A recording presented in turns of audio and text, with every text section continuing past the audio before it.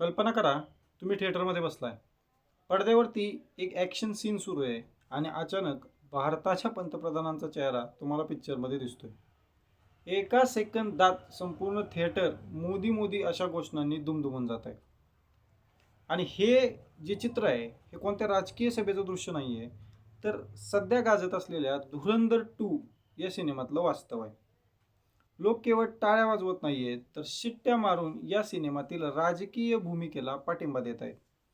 पण विचार करा, हे सगळं सहज घडतंय की यामागे एखादा मोठा इमेज मेकओव्हरचा प्लॅन आहे? आणि हे जे मी बोलणार आहे, हे जे मी तुम्हाला सांगणार आहे, हे पूर्ण मीडियामध्ये चालत असलेले न्यूज आणि काही लोकांच्या प्रतिक्रिया बघितल्यानंतर मी काही तुमच्यासमोर मतं मांडणार आहे. आजच्या व्हिडिओमध्ये आपण हे जे आहे की इमेज मेकओव्हर आहे की नाही यामागचं गुपित उघडणार आहोत. तर चला सुरू करूया. धुरंधर नक्की काय आहे? तर धुरंधर हा आत्ताच धुरंधरचा जो सिक्वल प्रकाशित झालेला आहे, धुरंधर द रिव्हेंज हा जो पिक्चर आहे, त्याच्यामध्ये आदित्य थर यांनी हा दिग्दर्शक केलेला पिक्चर आहे.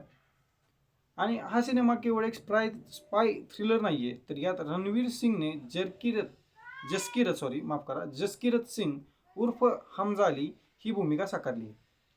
तो पाकिस्तानात जातो, तिथल्या दहशतवाद्यांचं जे जाळ आहे ते उद्ध्वस्त करतो. पण खरी चर्चा या पिक्चरमध्ये रणवीर सिंगची तर होतेच आहे, पण त्यापेक्षाही जास्त होते पंतप्रधान नरेंद्र मोदी यांच्या त्या 2 दृश्यांची.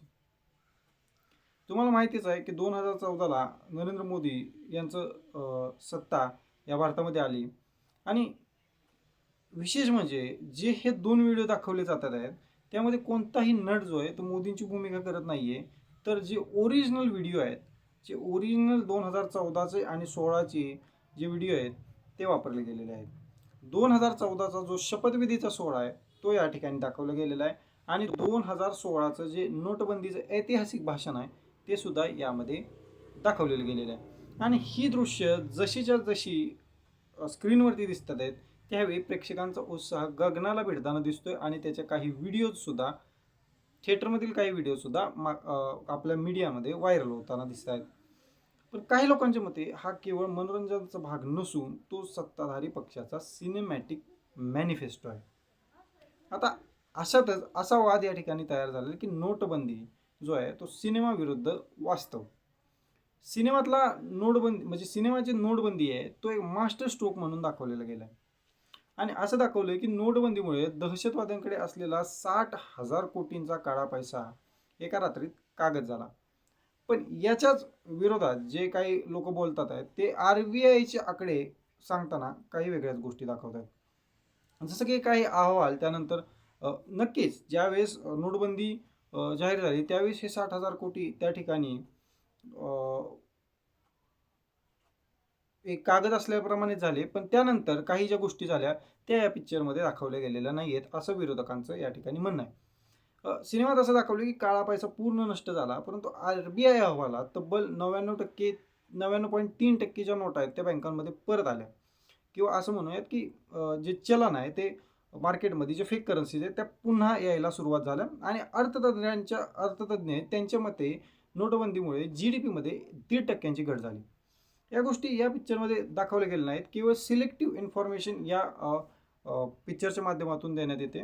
आणि चित्रपट ही गोष्ट इतक्या प्रभावीपणे मांडतोय की प्रेक्षकांना सिनेमातली काही काल्पनिक वास्तव आहेत. कारण एखादा चित्रपट घेण्याच्या ज्यावेळेस बनवला जातो त्यावेळेस काही गोष्टी या काल्पनिक सुद्धा त्यामध्ये टाकल्या गेलेल्या असतात आणि त्यातलं जे काल्पनिक वास्तव आहे ते प्रेक्षकांना खरं वाटू लागले असं जे ते विरोध करणाऱ्यांचं म्हणणं आहे. आता नव्या भारताची जी प्रतिमा आहे आणि जो वाद आहे या ठिकाणी जे कंपॅरिझन दाखवलं गेलेलं आहे. धुरंधर 2मध्ये 2014 पूर्वीचा भारत कमकुवत आणि आत्ताचा भारत शत्रूच्या घरात घुसून मारणारा असं दाखवलं गेलं आहे. आणि काही संवादांमध्ये तर विरोधी पक्षांवर सुद्धा निशाणा त्या ठिकाणी साधला गेलेला आहे. अजून एक गोष्ट अशी दाखवली की त्या ठिकाणी काही संवादांमध्ये ISI एजंट जे आहेत ते असं म्हणतात की भारतामध्ये सध्या आता आमचं सरकार नाही आहे.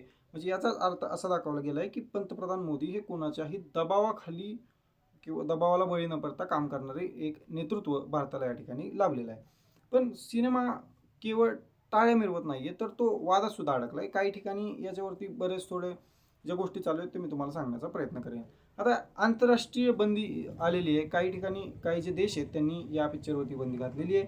दुबई, सौदी अरेबिया आणि कतारसारख्या देशांनी यावरती बंदी घातलेली आहे.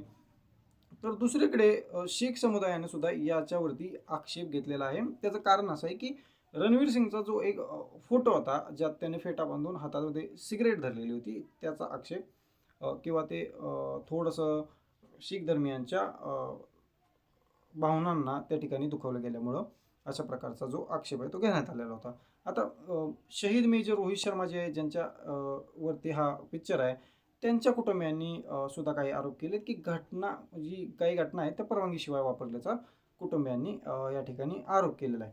आता मित्रांनो, व्हिडिओचे शेवट येत असताना अशा काही गोष्टी ठीक आहे की मी तुम्हाला सांगण्याचा प्रयत्न केला की काही लोकांना जो आहे तो धुरंधर 2 म्हणजे शेवटी असा एक प्रश्न येतो की धुरंधर 2 हा केवळ एक मनोरंजन आहे की एक प्रोपगँडा आहे. तर माझं असं म्हणणं आहे की काहींसाठी हा एक राष्ट्रवाद आहे, जो राष्ट्रभक्ती आहे, त्याचा एक अभिमान आहे. राष्ट्रवादाचा काहींसाठी म्हणजे हा पिक्चर जो आहे तो राष्ट्रवादाचा अभिमान आहे, तर काहींसाठी हा मतदारांना भुरळ घालण्याचा प्रयत्न आहे, असं काहींचं म्हणणं आहे. पण माझं वैयक्तिक म्हणणं काय असू शकते यामध्ये, तर जर आपल्या इथल्या रॉ एजंट्स असतील, जसे अजित डोभाल यांचं कॅरेक्टर त्यामध्ये दाखवलेलं आहे, आणि ह्या लोकांनी खरंच काही गोष्टी जरी त्यामध्ये तथ्य असतील नसतील तो नंतरचा विषय, पण नक्कीच रॉ एजन्सी असतील आपल्या किंवा पूर्ण सैन्य असेल आणि पूर्ण आपले जे लोक असतील ते देशाच्या संरक्षणासाठी काम करतात आणि त्याचा आपल्याला सार्थ अभिमान असला पाहिजे. आता तुम्हाला काय वाटतं, तुम्ही सिनेमा पाहिला आहे का आणि पडद्यावर मोदींना पाहून तुम्हाला टाळ्या वाजवल्यात का? तर कमेंटमध्ये नक्की सांगा. आणि व्हिडिओ आवडला असेल तर लाईक करा आणि अशाच फॅक्टसाठी सबस्क्राईब करा. जय हिंद.